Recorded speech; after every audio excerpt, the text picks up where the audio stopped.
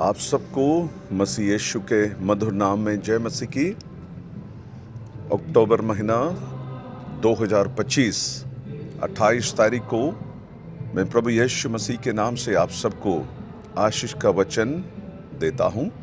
आज सुबह हमारे लिए बहुत ही एक उम्दा सुबह है। इट्स ए ब्यूटीफुल मॉर्निंग प्रभु ने हमारे जीवन में दिया है।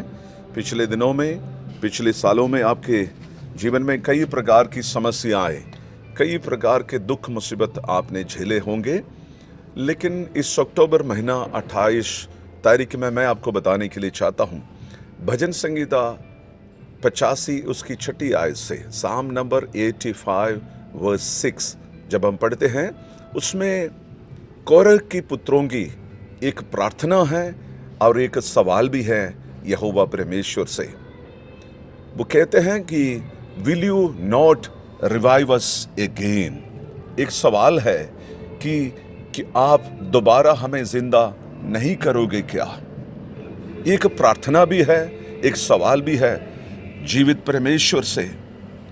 जब तक परमेश्वर हमें जिंदा नहीं रखते हैं तब तक हम जीवित नहीं हैं। कोरह की वंशियों ने इस प्रकार की प्रार्थना क्यों किया है? क्योंकि इस्राएल के अंदर आत्मिकता कम हो गई थी। लोग जीवित परमेश्वर को छोड़कर अन्य आराधना शुरू किए थे। लोग यहोवा परमेश्वर को राजा मानना छोड़कर इंसान बनाए हुए राजा के पीछे भागने लगे हैं। और आर्थिक आशीष जब मिली है, लोग आराधना करना, प्रभु की स्तुति करना कम कर दिए हैं और कुछ लोग तो बंद भी कर दिए हैं। और इन सभी आत्मिक और आर्थिक और सामाजिक, पारिवारिक और व्यक्तिगत आत्मिक गिरावट को देखते हुए कोरह की वंशियों ने यह प्रार्थना करता है, यह विनती करते हैं।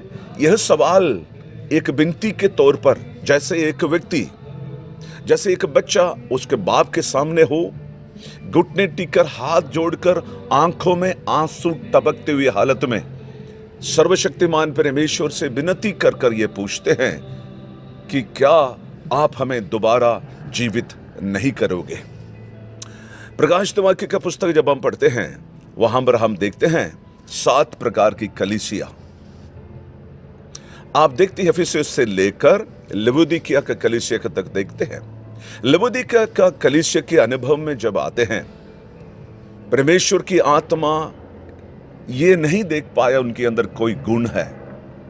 सब के सब उनकी कमजोरी निकालती है। वहां पर उस कमजोरी निकालने के बाद में परमेश्वर की आत्मा वहां पर लवोदिकिया के कलीसिया को कहते हैं कि तू ना ठंडा है और ना गर्म है, तो गुनगुना है। You are not warm and you are not cold, you are lukewarm. आजकल की कलीसियाओं की अवस्था भी आत्मिक तौर पर कुछ ऐसा ही हो गया है। आराधनाएं डिमॉन्स्ट्रेशन हो गया है।